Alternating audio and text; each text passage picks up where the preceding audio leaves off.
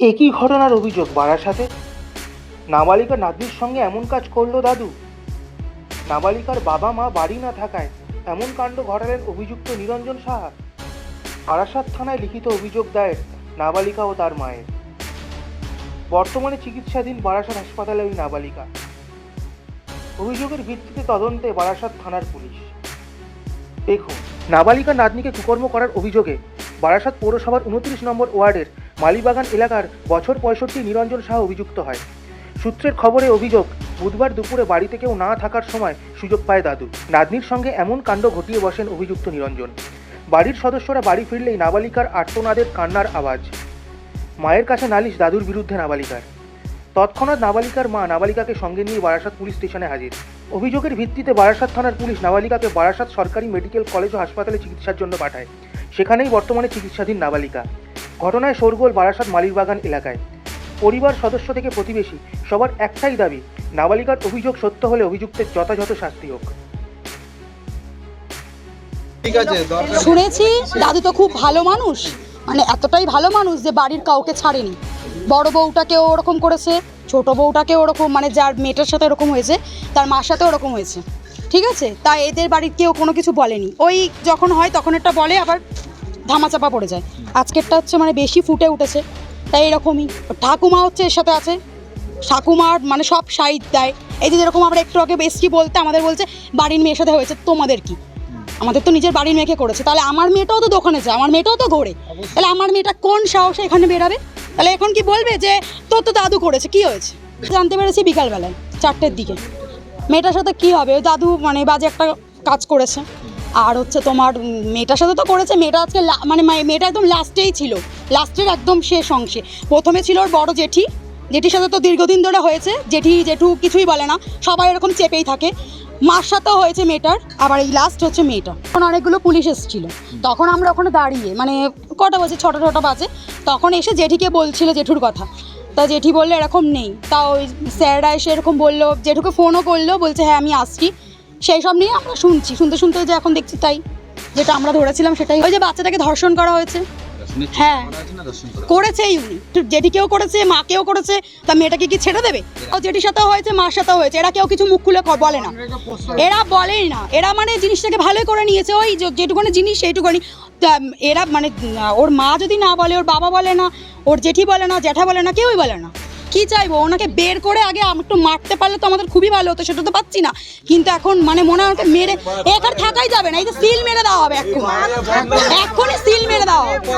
5টার সময় ফোন করেছে আমার বোনজি, ফোন করে কাঁদছে, বলছে মাসি এরকম আমার মেয়ের সাথে এরকম ধর্ষণ হয়েছে।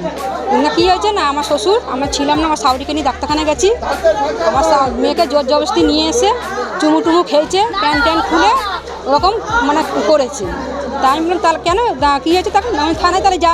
তা তোরা দেরি করছিস কেন, যখন 11টার সময় জিনিসটা হয়েছে তোরা এখন অবধি বসেছিস কী করতে? না মাসি তুই আয়, তারপর যা। ওর মাকেও জানায় না, ওর মায়ের শরীর খারাপ বলে ও কিছু হয়ে শরীর খারাপ হবে বলে ওকেও জানায়নি, ও জেনেছে 8টার সময়, ঠিক আছে। আমরা এর প্রতিবাদ চাই, আমরা থানা পুলিশ করেছি, আমরা এর শেষ দেখে ছাড়বো, বিচার চাই। যে এরকম করেছে দুর্ঘটনা, তাকে আমার ছাড়া সিন নেই। অনিতা চক্রবর্তী। আপনি কি হয়েছেন? হ্যাঁ আমি মাস সাউরি হই না, আমি ওইসব বলতে পারবো না। আমি আমার লাদনির সাথে যা হয়েছে আমি সাজা চাই, ব্যাস এই। শ্বশুর করেছে, শ্বশুর যা করেছে আমি সাজা চাই, ব্যাস এইটাই। এছাড়া ওরকম মানে অত্যাচার করেছে। এটা 11টার সময় হয়েছে এরকম। আমি জেনেছি 7টার সময় আমার মেয়ে ফোন করেছে, মাকে কাঁদছে যে মা আমাকে এরকম দাদু করেছে। বাড়িতে বাবা নাইট ডিউটি করেছিল, ঘুমাচ্ছিল, নাইট ডিউটি করে ঘুমাচ্ছিল ওর বাবা। বাড়িতে ওনার বাবা ছিল, নাইট ডিউটি করে এসছে, ঘুমাচ্ছিল। ওনার ভাই ছিল, ছোট ভাই আছে, ওই যে ছোট ভাই আছে, আর ও ছিল। করেছে পুলিশ কোথায় এখনো ধরা পড়েনি, উনি কোথায় আছে এখন জানি না। আমরা ওইটাই সাজা চাই। আমি বলেছি যে পুলিশে যখন ধরে নিয়ে পুলিশে যখন আইছে, যা হোক একটা ব্যবস্থা করবে, রক্ত রিপোর্ট নেবে, টিউনের টেস্ট করবে, তারপরে যা করার করো, কারণ অন্যায় যখন করেছে সে ব্যবস্থা হচ্ছে। আমি কিছুই জানি না, আমি বাড়ি ছিলাম না, পৌরসভায় গেছিলাম।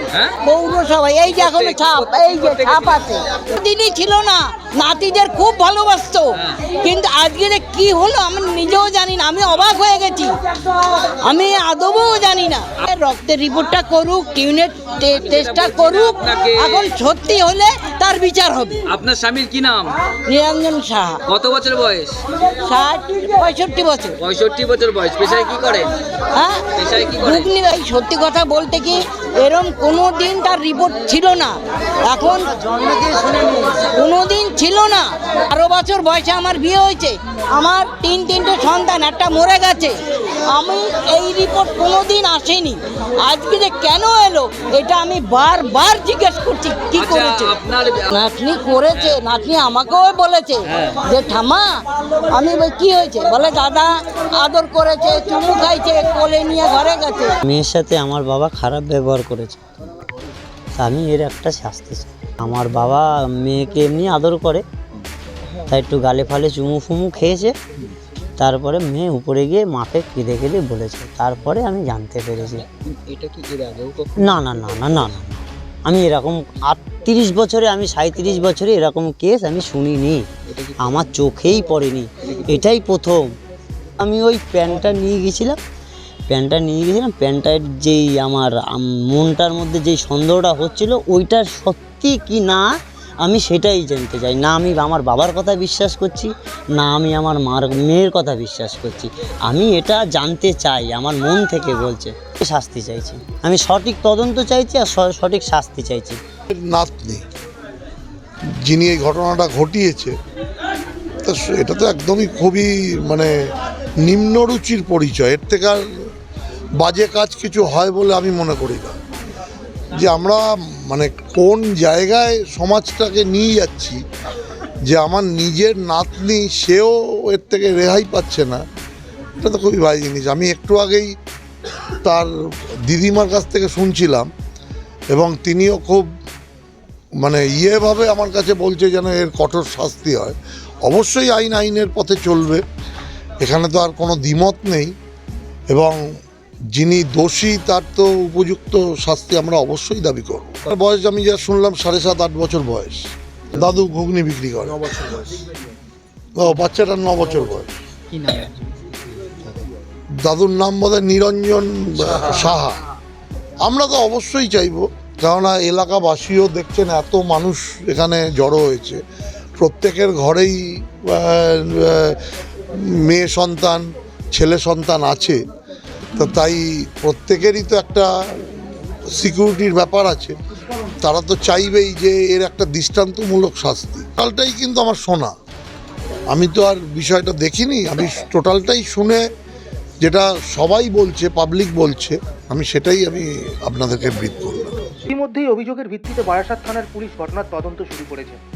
দাদু নাতনির মধুর সম্পর্কের মধ্যে এই কাণ্ড, ভাবতে পারেন? কোথাও এমন শুনেছেন? জানলে অবশ্যই জানান আমাদের কমেন্ট বক্সে। আরও এমন লেটেস্ট খবরের আপডেট পেতে এখনই সাবস্ক্রাইব করুন আমাদের ইউটিউব চ্যানেল, অথবা ফলো করুন আমাদের ফেসবুক পেজ। আর দেখতে থাকুন নজরে কলকাতা। এখন নজরে বন্দি কলকাতা।